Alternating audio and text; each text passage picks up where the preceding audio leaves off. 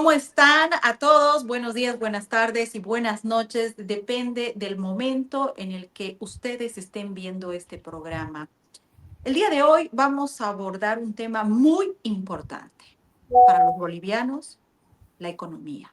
La economía, ese sostén que tenemos pendientes en todos los hogares y un tema altamente preocupante. Soy Roxana Lizárraga, abogada periodista en el exilio, exministra de Comunicación. Ahora les digo bienvenidos a Diálogos sin Permiso. Rubén Arias, economista, está con nosotros. ¿Qué esperamos de la entrevista del día de hoy? Queridos amigos, ¿cómo está Senta, Roxana? Un gusto acompañarlos aquí en este programa. Y bueno, prácticamente un tema bastante importante, interesante, que tiene que ver con la economía nacional. Hablar un poco cómo ha finalizado el 2024, hablar también lo que se espera que venga a suceder este 2025 y tratar de hacer algunas comparaciones de los indicadores principales que nos muestran la realidad de la economía del país y las perspectivas para este año, ¿no? Y obviamente cómo lo pueden enfrentar también los ciudadanos, porque es un año también con muchas complicaciones y algunas incertidumbres que, bueno, es importante que los ciudadanos puedan conocer la mejor manera de enfrentar la situación en el país. La tecla de la economía realmente muy delicada. Le doy la bienvenida a nuestra analista permanente y coproductora y co-conductora del programa En Diálogo Sin Permiso, a la senadora Senta Rek.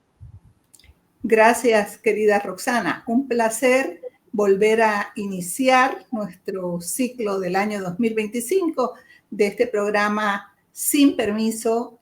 Saludar a Rubén Arias, un amigo, un economista comprometido con el país, buscando días mejores para Bolivia. Y bueno, creo que el tema, uno de los temas centrales que van a tener que discutirse, hablarse, dirimirse en Bolivia durante el año 2025 es el tema de la economía, por todo lo que implica la crisis económica profunda que hay en el país, la situación en la que se encuentran productores, empresarios, emprendedores, la falta de atención real y del gobierno a un tema tan importante para los bolivianos, el empobrecimiento paulatino de la ciudadanía, de la población y justamente las repercusiones que hay en las familias en este sentido. Creo, querida Roxana, que para empezar sería muy importante que para poner un disparador pongamos un video de una última declaración que ha hecho Arce Catacora y en torno al reclamo que se hace con respecto al aumento de la canasta familiar. Veámoslo y después hacemos los comentarios. Han metido a la cabeza de nuestros hermanos la canasta familiar. Suben productos muy identificados, muy puntuales. El arroz, el aceite, el pollo. ¿Quiénes producen eso, hermanos? Por lo tanto, ¿quiénes especulan con los precios? Bueno, las declaraciones de Luis Arce realmente son directas a todo ese sistema productivo que ha sido atacado en los últimos meses por el gobierno y la dictadura arcista en Bolivia. Los responsabiliza en especial a los cruceños por la producción de aceite, a también parte de Cochabamba y Santa Cruz. Todo este sistema de producción del arroz y del aceite se centra prácticamente en Santa Cruz y en una declaración, ya Luis Arce, en una muy mala declaración, en un momento, Luis Arce, recuerden que le decía que los cruceños, los cambas, le estaban jugando mal. Él está jugando a castigar a la producción y al productor cruceño, pero ¿quién mejor que Rubén para que nos explique la situación real de lo que pasa en términos de economía? Antes de eso, vuelve de nuevo al ataque Arce Catacora. a generar una polarización arbitraria e interesada, queriendo criminalizar y acusar al sector productivo de todas las dificultades que hay en el país y del encarecimiento de la canasta familiar. O sea, esto es ideológico, es evidentemente planificado, no es casual, porque se dirige a la población, a la gente que le cree o que le puede creer, y además una población campesina de Occidente, queriendo sembrar inquina, queriendo generar a los cruceños, ponerlos como el enemigo interno, cuando en realidad sabemos que el único enemigo de la economía de Bolivia es el gobierno. Pero dejemos que Rubén explique, porque creo que... Algo más. Rubén se va a sentir atacado por las mujeres, pero yo quiero decir algo más al respecto en este tema. Si bien vuelve al ataque, también tenemos que reconocer y recordar que la maquinaria comunista, socialista, implementada ahora en Bolivia, se maneja de esta manera. Tienen que terminar con el aparato productivo de Bolivia para consolidarse. Están tras el ataque al aparato productivo que se centra en Santa Cruz. Rubén. Bien, bueno, en primera instancia creo que hay mucha, podemos decir, mucha sorpresa de los sectores productivos en Santa Cruz por estas últimas declaraciones muy dirigidas de parte del presidente Luis Arce, que obviamente están encaminadas a generar podemos decir, a tratar de mostrar ante sus seguidores una posición de polarización con un sector tan importante que es la población del oriente de Bolivia, ¿no? Y en este caso, fundamentalmente, los sectores productivos. Obviamente es una posición bastante política, no es una posición que trate de reflejar una realidad desde el punto de vista económico. Yo creo que la población es bueno que lo tenga muy, muy claro. Cerca del 76% de los productos que se producen, de los alimentos que se producen en Bolivia, se producen en Santa Cruz. Y obviamente, pues los sectores productivos, 76% de la producción de alimentos. 76% de la producción, de la alimentación, de la comida para los bolivianos se produce ¿dónde? Se produce en Santa Cruz. Se produce en Santa Cruz. Santa Cruz, ¿no? Primer punto clave. Es un punto muy, muy importante y destacable. Es prácticamente el granero, podemos decir, del país. Y no solamente en el tema de agricultura, también ganadería, etcétera, etcétera, ¿no? Ahora, el sector obviamente es un sector que está interesado pues en producir, en llevar adelante todo lo que es la compra, venta, comercialización de sus productos a nivel nacional y a nivel internacional. Y obviamente eso es posible en un mercado donde haya seguridad jurídica, donde existan también las condiciones estables para desarrollar con la mayor, podemos decir, amplitud posible esta área tan importante de la economía y las actividades del sector. Rubén, entonces, solamente un minuto para que vamos a la gente puntualizándole. Imagínense si con todas las condiciones adversas que tienen los productores, todas, el gobierno le ha puesto traba en todos. Les ha impedido la exportación por mucho tiempo, ha generado leyes contra los transgénicos, el INRA actúa de una manera a mansalva, tratando de ver cómo expropia las propiedades y no todo lo contrario. Con todas las condiciones adversas, produce el 76% de los alimentos del país. Imagínense lo que sería si hubieran condiciones favorables. Eso creo que es muy importante de puntualizar y de resaltar a los bolivianos, porque los bolivianos entendemos de economía, sabemos que lo que estamos hablando es algo lógico, ¿no? Si le creáramos condiciones positivas al agro, a la agroindustria, a los emprendedores, imagínense cómo estaría bogante este país. Todas las posibilidades que tendríamos. Usted después nos va a explicar temas más específicos, cómo quebraron la producción del maíz, cómo han hecho que de ser productores y exportadores llegamos a ser importadores y así sucesivamente. Porque el gobierno genera leyes contrarias, porque el gobierno obstruye, porque quiere, vuelvo a lo que dijo Roxana, con mucha razón. Hay un propósito en esta ideología, en esta mentalidad, hay un plan de quebrar a los productores. Indudablemente, pues, prácticamente cuando se inicia el año 2024, existía una expectativa, podemos decir, en cuanto a lo que se esperaba como crecimiento en el país, se esperaba también como indicadores de la inflación, y para que los ciudadanos y nuestros oyentes y televidentes lo tengan claro. Cuando se habla de la economía de un país, se habla como haciendo un diagnóstico de la salud de una persona, de un paciente. Y hay algunos indicadores, así como el médico ve al paciente y toma los indicadores, por ejemplo, de temperatura, por ejemplo, de lo que es presión arterial, su análisis clínico. De acuerdo a ese diagnóstico puede tener una idea del tipo de enfermedad o de la situación del país, perdón, de la situación del enfermo.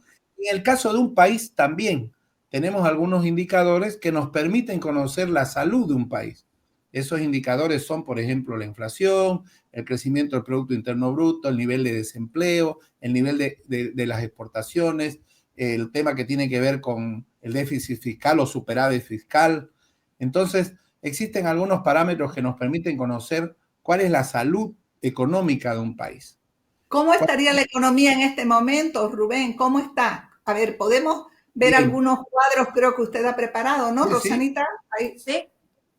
Efectivamente. Vamos, Rubén, el Adelante. primer cuadro, a ver, que lo suelte Nereida, el primer cuadro, y Rubén nos explica situación económica del país. ¿Qué significa este cuadro, Rubén?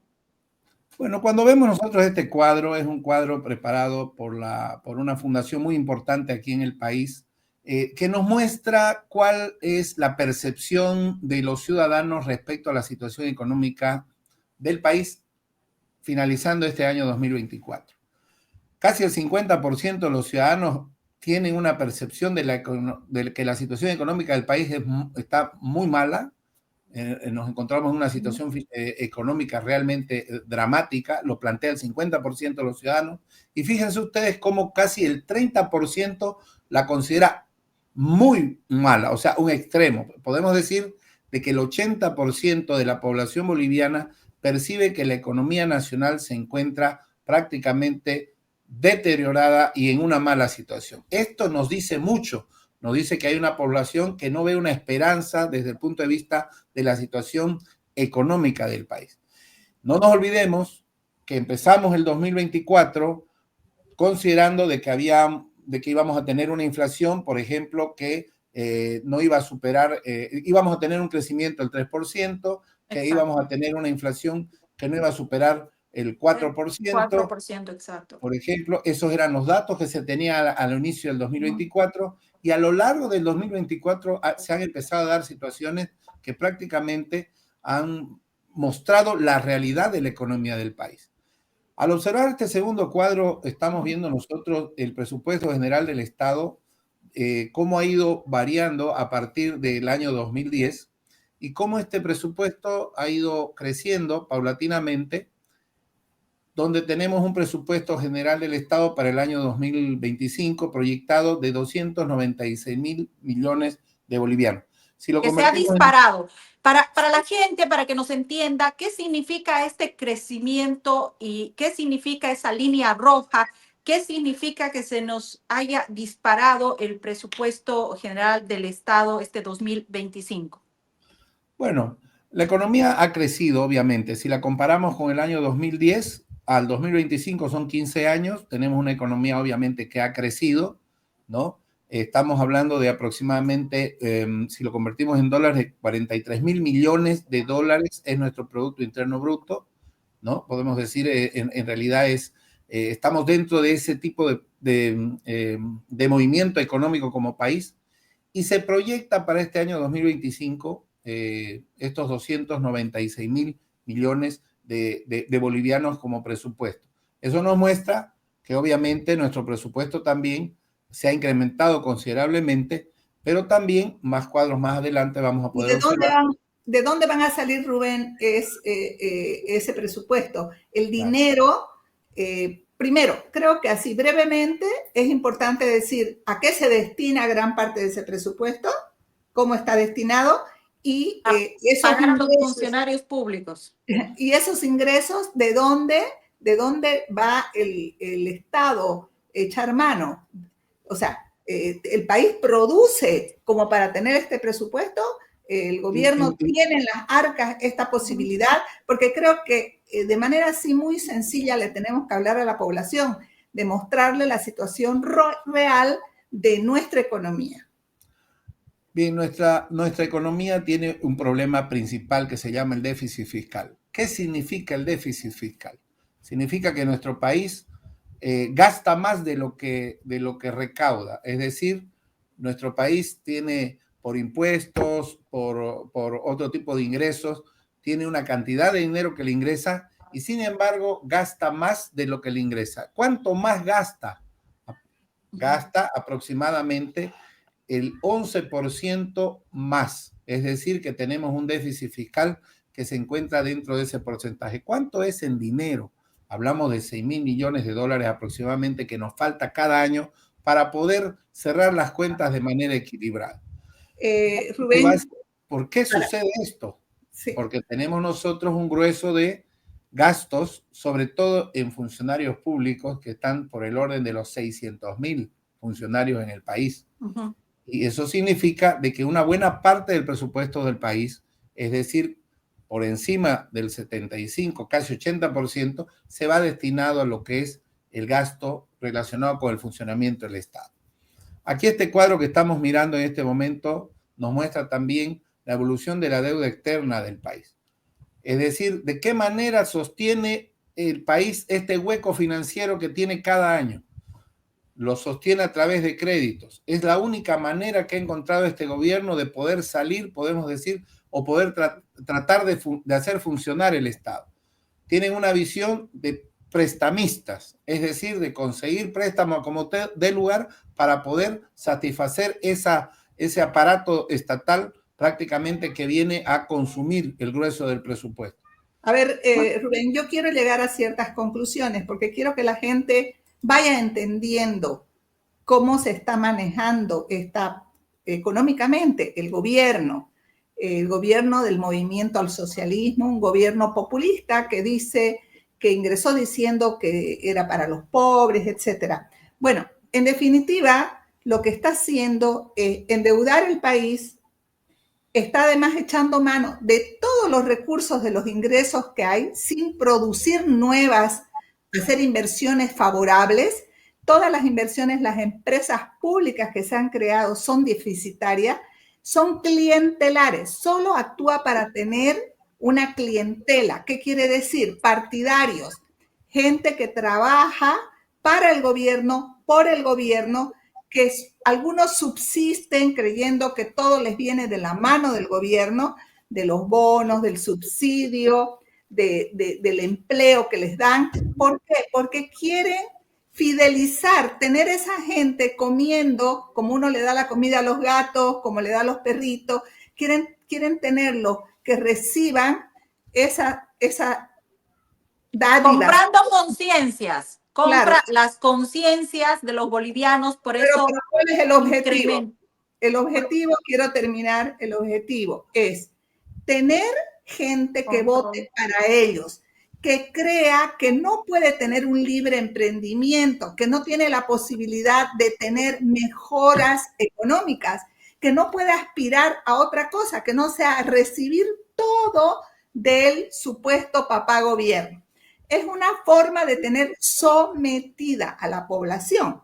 Bajo ese sometimiento es que garantizan la posibilidad de la fidelización de esas huestes, de esos sindicatos, etcétera, porque están aplicando un modelo empobrecedor, donde el Estado no le importa cuánto se endeuda, el Estado no le importa cómo está el país, quebrar a los empresarios, sacarles más impuestos, hacer imposible la producción, porque lo único que quiere es tener el poder a cualquier costo, así sea el poder en la pobreza, mejor, porque así tiene a los ciudadanos más sometidos. Esto se ha aplicado, ¿no? Esto se ha aplicado en Cuba, obviamente, hace muchos años. Se ha aplicado en Venezuela y en Nicaragua. Esto aplican estos gobiernos comunistas, socialistas. Vamos al siguiente cuadro y tengo una pregunta muy importante más adelante. Ya, pero yo quisiera responder un poquito la observación, lo que nos decía nuestra apreciada Senta Rex. El anterior cuadro, no sé si nos lo puede poner Nereida, el anterior que pusimos hace un ratito. O sea, este país se está convirtiendo en un país deudor, ¿no? Fíjense ustedes, este cuadro nos muestra lo que ha acontecido con la evolución de la deuda externa. Para que tengamos una idea, Bolivia tiene una deuda pública y esa deuda pública se divide en tres. Tenemos la deuda externa, tenemos la deuda interna y tenemos la deuda que tiene el Estado con las empresas del Estado. Es decir, que la sumatoria de estos tres elementos es la deuda pública. En este cuadro que estamos viendo, solamente nos muestra la deuda externa. Fíjense ustedes, cuando el gobierno de Evo Morales asume el poder, teníamos una deuda externa que estaba por el orden de los 2.700 millones de dólares. Hoy nos encontramos con una deuda externa que está por encima de los 13.000 millones de dólares que le debemos a las instituciones del exterior, instituciones multilaterales o gobiernos, ¿no? Entonces son 13.000 millones de dólares que tenemos que pagar intereses y tenemos que ir pagando también capital cada año como deuda externa. Si a eso le sumamos, eso no le alcanza al gobierno para darle solución a la maquinaria del Estado. Entonces, como no le alcanza la deuda externa que lo obtiene a través de los créditos, que se lo quiere hacer aprobar a través de la Asamblea Legislativa, trata de conseguir deuda interna, es decir, que dentro del Estado, él a través del Banco Central empieza a obtener dinero también y ese dinero viene a ser parte también de lo que es la sumatoria de la deuda pública. Y tampoco le sigue alcanzando. ¿Y qué hace? Echa mano también de empresas del Estado a las cuales también entra a, podemos decir, a endeudarse. Son 13.000 millones de deuda externa, 15.000 millones de deuda interna y 6.000 millones de deuda con empresas del Estado. Si sumamos, son como 34.000 millones de dólares que hay de deuda total que tiene el país. Rubén, ¿y los ingresos? ¿Qué ingresos tiene? Por eso, fíjese, estamos hablando de 34.000 millones. Estamos hablando, todo esto es endeudamiento, claro, pero ¿con qué ingresos va a responder para poder pagar y ameritar estos compromisos? Ya no hay los ingresos del gas. No hay exploración de nuevos pozos hasta el momento como para decir que nos vamos a poder nivelar o salir adelante. Lo del litio todavía es una entelequia y vamos a ver si no se lo rifan como se rifaron el gas, como acostumbran a hacer, ¿no? Ya se rifaron la plata, el estaño, el gas y ahora viene la era de rifarse el litio. Entonces, ¿qué más hace este país? Tiene la producción, tiene los productores. ¿Por qué no quiere que la producción sea el sostén, sea los brazos de este país? Yo vuelvo a mi tema porque, a ver, como cruceña, como boliviana, como persona completamente comprometida con mi país, quiero pues que mi país prospere. Quiero que busquemos una visión país, un plan país que pueda hacer factible la posibilidad de que tengamos excedentes y generemos riqueza. No esto que estamos viendo, que es la quiebra total. Entonces, ¿bajo qué modelo? O sea, el modelo empobrecedor del MAS, ¿a dónde nos va a llevar? Al abismo, porque no hay con qué responder. ¿Con qué van a responder? ¿Con qué van a responder? Claro, nos está llevando donde nos está llevando. ¿Cuál es la realidad? Nosotros tenemos reservas internacionales prácticamente con un efectivo de 50 millones de dólares, según el último informe del Banco Central de Bolivia, imagínense ustedes. Y tenemos un poco de oro, que al final con el oro más llegamos a 1.000 y pico millones de dólares. Pero son reservas que cada día van disminuyendo más porque tenemos que llenar este hueco financiero. Por eso la desesperación del gobierno, ¿de qué? De obtener créditos. Es decir, que su modelo es un modelo que funciona endeudando al país. No es un modelo que funciona fomentando el desarrollo productivo, generando excedentes, como justamente lo dice la senadora, sino al contrario, es un gobierno que tiene una visión de obtener créditos y ese dinero empezar a distribuirlo a través de bonos al resto de la población. Pero Roxana, lo fatídico de esto es que a través de la Constitución establece el control de algunos recursos estratégicos que podrían ser fundamentales para el desarrollo y crecimiento del país. Esos recursos, a través de la Constitución, los tiene controlados y el Estado no deja, podemos decir, que lleguen empresas del exterior para poder hacer inversiones, como deberían haberlo hecho en el sector de hidrocarburos. No reforman la ley de hidrocarburos para actualizarla y permitir que vengan empresas y hagan inversiones, por ejemplo, de exploración en el gas. Entonces, es un modelo empobrecedor desde el punto de vista económico y eso obviamente nos está llevando a la situación económica quiero que estamos seguir viviendo. Es que anticipándome. eso no está dentro de los planes de un gobierno comunista como el que tenemos en Bolivia, que genere y más bien llame al empresariado privado o que genere opciones, seguridad. No lo va a hacer porque tiene otro sistema, otro modelo. ¿Ustedes creen que después de las declaraciones que hemos escuchado de Arce Catacora, atacando a todo el sistema productor en Bolivia, ¿ustedes creen que el próximo camino es expropiar las empresas productoras? Eso quería acotar. Quiero adelantarme a las consecuencias de la implementación de este modelo económico, que todavía no ha llegado a su fase final. Ahora escuché el discurso del señor Maduro, si se le puede decir señor, a este señor. El dictador Maduro. Claro, un terrible dictador. El criminal Maduro. Más o menos de la calaña de muchos de Latinoamérica que están en ese camino. Y él decía, él anunciaba ya un cambio constitucional, una reforma constitucional para encarar tanto temas políticos como temas económicos del país. ¿Qué significa eso? Todavía Venezuela va a empobrecer más a su población.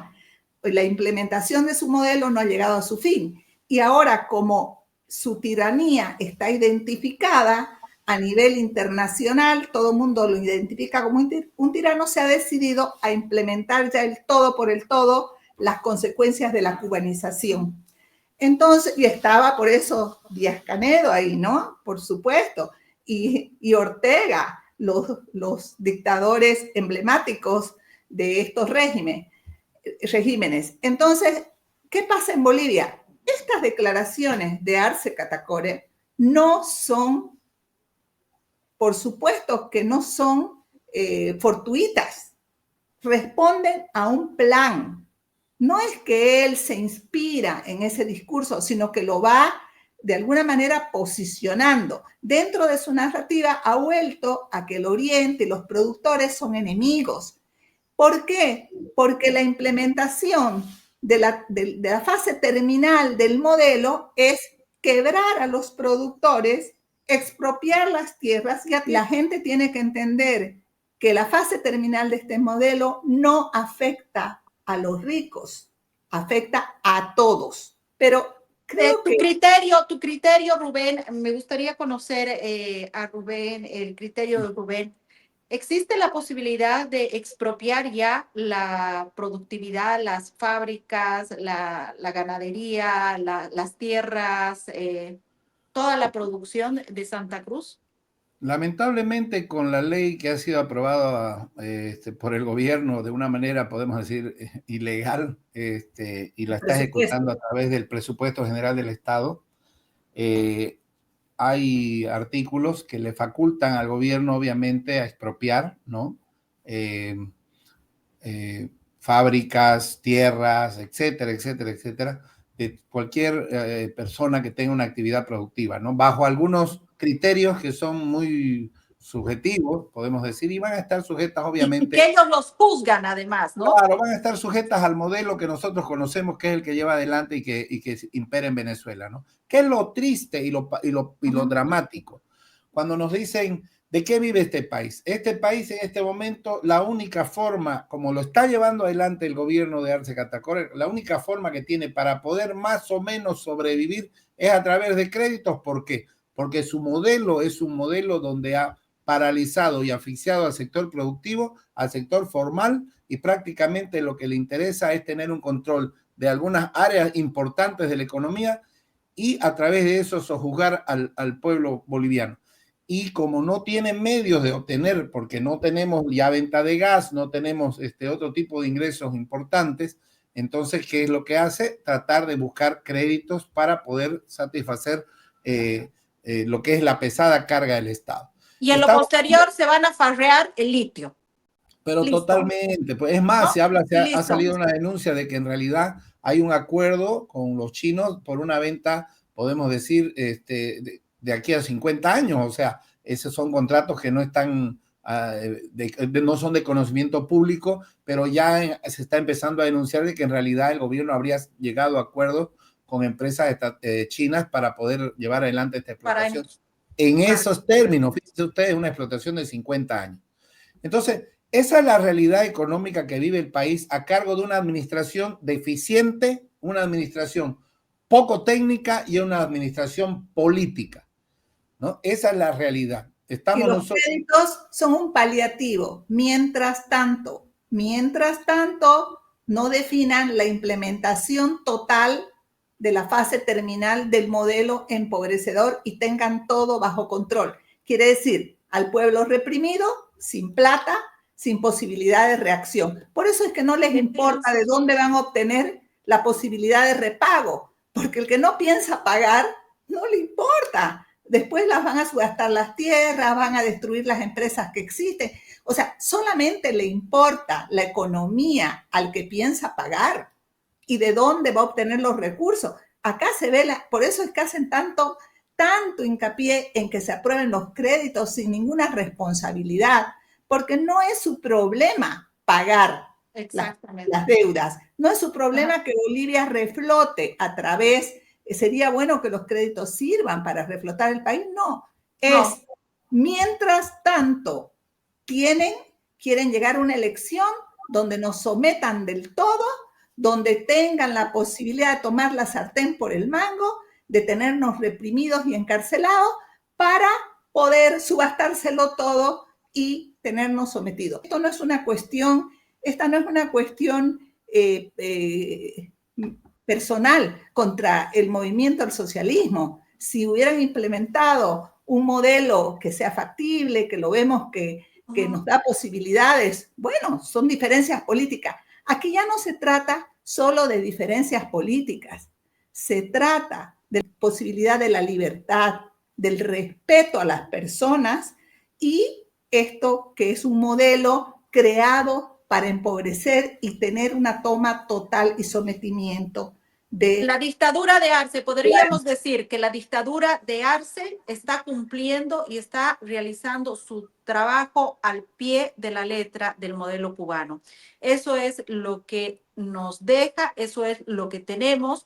Bolivia tiene que tener alerta frente a esto, los productores también. Los ataques violentos del dictador Arce Catacora en contra de los productores de Santa Cruz son claros. Las expropiaciones están pronto a llegar y se van a rifar el litio, ya lo están negociando. Son las conclusiones de esta intervención que hemos tenido, de este programa Diálogo sin Permiso. Lastimosamente ya no tenemos más tiempo, pero en un segundo programa seguramente vamos a poder conversar más sobre lo que está pasando en el país y esperemos que los bolivianos abran los ojos y se den cuenta de lo que se está implementando en Bolivia.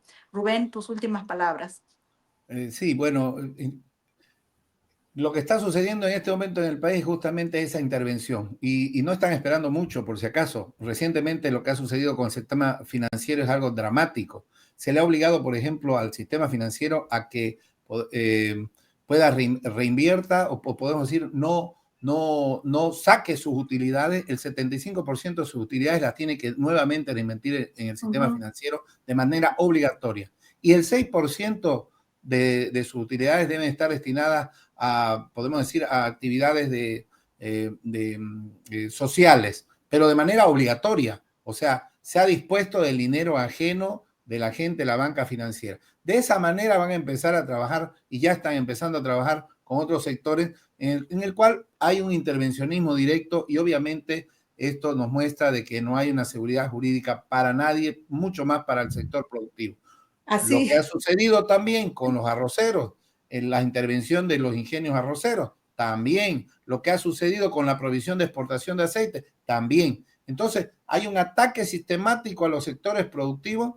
En buena medida se afecta al sector productivo de Santa Cruz, pero también en general al sector productivo boliviano, y obviamente porque el Estado tiene la tarea de intervenir y controlar, ¿no?, lo que nos da de comer a los bolivianos, y esto es dramático porque se viene un tiempo difíciles para este año 2025. Muchas gracias por tu tiempo, Rubén. Senta Rec. Se están quedando con el dinero de los bolivianos. Están haciendo todo para apropiarse del esfuerzo, del sudor, del trabajo que han tenido los bolivianos. Ya se quedaron con un banco, no quieren pagarle a los ahorristas, buscaron el pretexto que sea y están dándole vueltas y largas. Bueno, murió hasta un interventor, hay cosas que hay que aclarar. Están haciendo una serie de intervenciones, no se pueden sacar los ahorros en dólares, la gente no puede disponer de lo que era su plata. Esa plata no se la dio el gobierno a la gente, fue fruto de su esfuerzo y de su producción. Están buscando de todas las maneras, se han querido crear leyes de legitimación de ganancias ilícitas que las pudimos parar por suerte, para poder entrar hasta las casas, a las cajas fuertes, para sacarte de debajo del colchón tus ahorritos. Era terrible esa ley. Pero siguen avanzando, Senta. Por eso pero siguen avanzando. Quedarse con el dinero del esfuerzo de los bolivianos. Eso no lo podemos dejar de decir por responsabilidad. No se trata de ideología, se trata de que tengamos la posibilidad de vivir en libertad y de ser respetados y no tener un gobierno, sea de derecha, de izquierda, de lo que sea, usurpador, que se quiere quedar con el trabajo de la gente y que quiere tener sometido al pueblo. Se trata de libertad, se trata de respeto, se trata de la posibilidad de un proyecto país justamente dentro de este marco. Ya no hay más tiempo, si bien se han puesto frenos desde la Asamblea Legislativa, ellos siguen avanzando, siguen avanzando. Nosotros en unos días los recepcionaremos nuevamente a todos ustedes en un nuevo programa de Diálogo Sin Permiso, y Rubén, seguramente te tendremos también nuevamente para que hablemos de este tema tan importante para todos los bolivianos, la economía de nuestro país bajo el sistema de la dictadura comunista cubana implementada en Bolivia. Muchas gracias. Hasta un nuevo tiempo, un nuevo encuentro.